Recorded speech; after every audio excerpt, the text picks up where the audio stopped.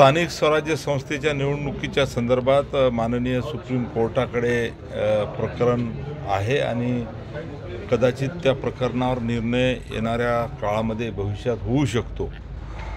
राज्यामध्ये महायुतीचं सरकार आहे आणि शिवसेना, भारतीय जनता पार्टी आणि राष्ट्रवादी अशा या सरकारच्या माध्यमातून आज राज्याचे मुख्यमंत्री देवेंद्रजी फडणवीस आणि आमचे नेते उपमुख्यमंत्री एकनाथजी शिंदे साहेब आणि दुसरे उपमुख्यमंत्री अजितदादा पवार यांच्या नेतृत्वामध्ये आम्ही सर्व महाराष्ट्राचं मंत्रिमंडळ काम करत आहे।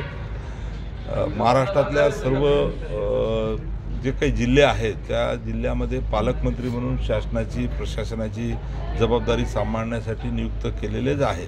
परंतु तिन्ही पक्षानं या ठिकाणी पक्षाचं काम करण्यासाठी किंवा पक्षाचे जे कार्यकर्ते आहेत त्यांचं प्रशासकीय स्तरावर जे काही कामं आहेत ते करण्यासाठी संपर्क मंत्री म्हणून सुद्धा नियुक्त केलेले आहे आणि अमरावती हे जो परिसर आहे किंवा जिल्हा आहे, आमचे मुख्य नेते सन्माननीय एकनाथरावजी शिंदे साहेबांनी माझ्याकडे हा अमरावती जिल्हा संपर्क मंत्री म्हणून या ठिकाणी जबाबदारी दिलेली आहे आणि त्या निमित्तानं आज जिल्हा पदाधिकाऱ्यांची बैठक घेण्यासाठी मी अमरावती शहरामध्ये आलो आहे।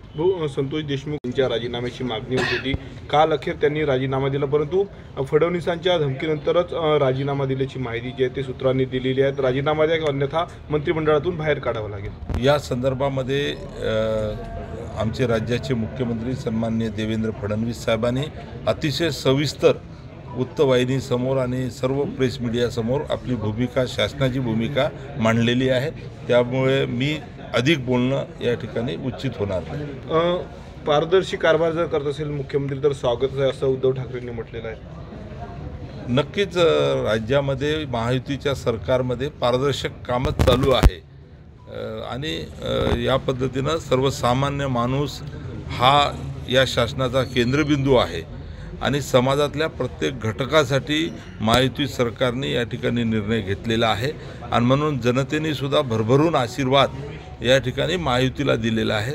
आमचे तत्कालीन मुख्यमंत्री सन्माननीय आमचे नेते एकनाथरावजी शिंदे साहेबांनी या समाजातल्या प्रत्येक घटकासाठी खऱ्या अर्थानं निर्णय घेतलेला आहे। मग लाडली बहीण असेल, लाडला भाऊ असेल, शेतकरी असेल, शेतमजूर असेल, व्यापारी असेल, बेरोजगार असेल, म्हणजे समाजातल्या सर्व घटकासाठी या ठिकाणी चांगले निर्णय घेऊन त्यांना दिलासा देण्याचं काम एकनाथराव शिंदे साहेबांनी केला आणि त्यामुळे जनतेने भरभरून आशीर्वाद महायुती सरकारला दिलं। महायुती सरकारमध्ये रेकॉर्ड ब्रेक या ठिकाणी सर्व संख्या जी काही निवडून आलेली आहे त्याच्यामुळे हे सरकार पारदर्शक आणि सर्वसामान्य लोकांचं आहे आणि सर्वसामान्याच्या हितासाठी निर्णय घेऊन त्यांना दिलासा देण्याचा प्रयत्न पुढच्या काळात सुद्धा होणार आहे। यवतमाळच्या निकृष्ट पाईपलाईन प्रकरणामध्ये उपमुख्यमंत्री एकनाथ शिंदे यांचं नाव आलेलं आहे आणि तसा जो गौप्यस्फोट आहे तो राज्याच्या मुख्य सचिव सुजाता सौनिक यांनी केलेला आहे। अजिबात हा प्रकरण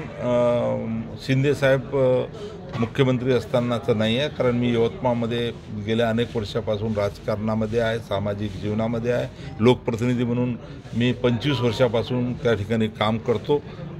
कदाचित मी त्यावेळेस पालकमंत्री मीच होतो आणि अमृत योजनेच्या माध्यमातून यवतमाळमध्ये जे पाणीपुरवठा योजना झाली आणि अलाइनमेंटमुळे थोडंसं पाईप व्यवस्था व्यवस्थित त्या ठिकाणी टाकल्या गेली नाही आणि पाईप जेव्हा प्रेशरनी फुटले तेव्हा शेतकऱ्यांचं मोठ्या प्रमाणात नुकसान झालं आणि तेव्हा जवळपास 50 लाख रुपयाचं शेतकऱ्याची जी नुकसान भरपाई आहे ती देण्याच्या संदर्भात भूमिका आम्ही सर्वांनी घेतली होती आणि त्यावरून माननीय हायकोर्टाने त्या संदर्भात थोडंसं उल्लेख केलेला आहे आणि तेव्हा मला वाटते की माननीय मुख्यमंत्री एकनाथ शिंदे साहेब नव्हते।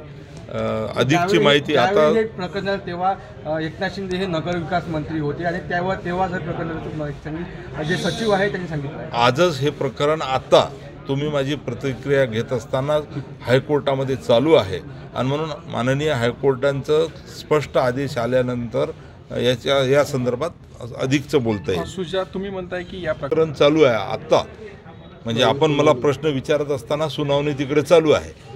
आता टी व्हीवरच्या बातम्या मी पाहिल्या मी सोशल मीडियावर अनेक गोष्टी पाहिल्या आणि यवतमाळचाच असल्यामुळे मला थोडंसं त्या ठिकाणची परिस्थिती माहीत आहे. मला हे प्रकरणसुद्धा माहीत आहे की जेव्हा शेतकऱ्यांचं नुकसान झालं आणि शेतकऱ्यांचं नुकसान मिळाला पाहिजे म्हणून आम्हीच लोकप्रतिनिधी म्हणून सातत्यानं सरकारकडे पाठपुरावा केला आणि तेव्हा सरकारला आम्ही असं म्हटलं की शेतकऱ्याला मदत द्या आणि म्हणून ही मदत दिल्या गेलेली आहे असं मला वाटते. अजून उच्च न्यायालयाचा आदेश आल्यानंतर त्याच्यात अधिकचं बोलता येईल. तो एक शेवटचा प्रश्न